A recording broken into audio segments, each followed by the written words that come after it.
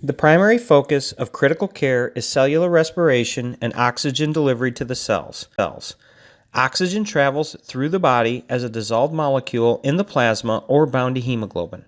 This curve represents the relationship between these two states and graphically represents the affinity between oxygen and hemoglobin. The curve's position and overall shape depend on various factors such as acid-base balance and temperature. The curve changes positions on the graph based upon the change in these factors. This position change represents a change in the affinity between oxygen and hemoglobin. Over the next few minutes, I will try to explain how this graphical representation changes and why it's important. The generated curve is a graphical representation showing the relationship between oxygen bound to hemoglobin, represented by the oxygen saturation along the y-axis, and the amount of oxygen dissolved in plasma, represented by the partial pressure of oxygen along the x-axis. Think of the oxygen dissolved in the plasma as available oxygen. While typically this only represents about 3% of total oxygen content at any given time and is not a major contributor to overall oxygen delivery, the amount of, again, available oxygen is important to ensuring enough oxygen is bound to hemoglobin for adequate tissue delivery. In physiologic homeostasis, a normal oxygen saturation of 95 to 100% correlates with a normal partial pressure of oxygen of 80 to 100 millimeters of mercury. A change in oxygen saturation typically shows a proportionate change in partial pressure of oxygen and vice versa. The flat area of the curve at the top shows that a significant change in partial pressure of oxygen will provide little change in oxygen bound to hemoglobin. The patient's oxygen status is better protected in this area, and there is plenty of available oxygen to bind to hemoglobin. Supplemental oxygen will have little effect on oxygen saturation along this area of the curve.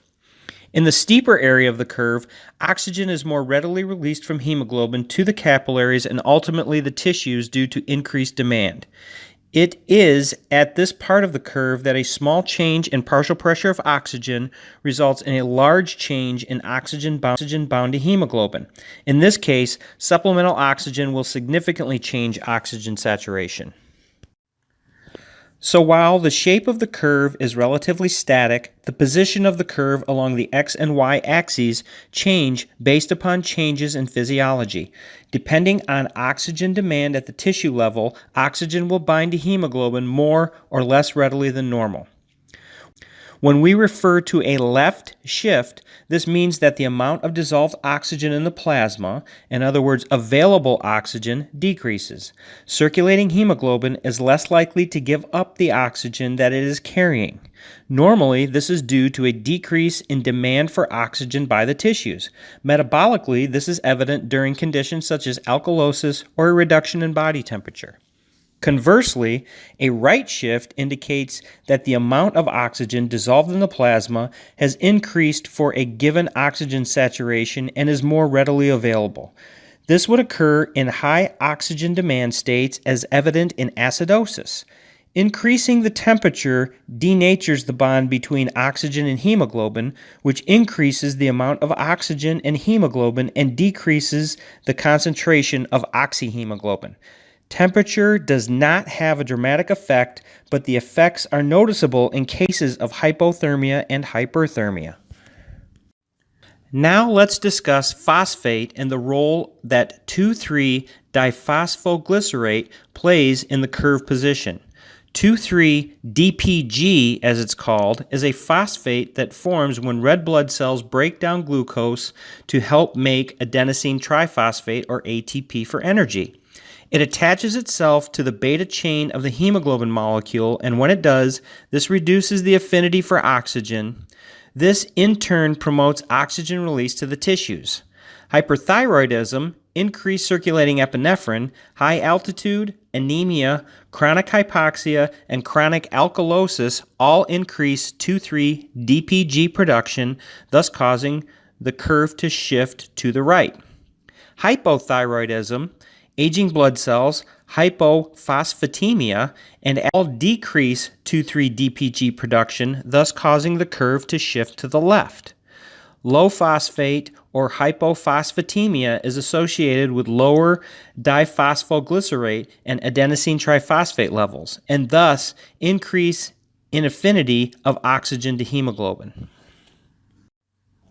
While this curve can be very useful in helping to determine your patient's physiologic needs based on where they fall along the curve, certain clinical conditions can be deceiving.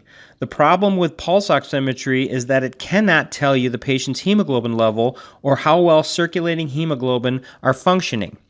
In an anemic patient, hemoglobin may be fully saturated and oxygen saturation may be normal, yet the patient may be hypoxic due to the lack of available hemoglobin to carry oxygen to the tissues. Carbon monoxide interferes with the oxygen transport function of the blood by combining with hemoglobin to form carboxyhemoglobin, which has 240 times the affinity for hemoglobin than oxygen does. This makes hemoglobin unavailable for oxygen transport. If this happens, the partial pressure of oxygen of the blood and hemoglobin concentration will be normal, but the oxygen bound to hemoglobin will be grossly reduced. The presence of carboxyhemoglobin causes the oxygen dissociation curve to be shifted to the left, interfering with the unloading of oxygen that is bound to hemoglobin. The same holds true for methemoglobin. Methemoglobin is an abnormal form of hemoglobin in which the normal ferrous form is converted to the ferric state.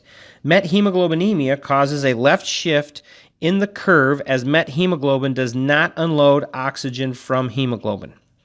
Pulse oximetry also reveals nothing about the patient's ventilation status and CO2 levels. If the patient is not breathing effectively, oxygen levels may be normal, while CO2 levels may indicate that the patient is in respiratory failure.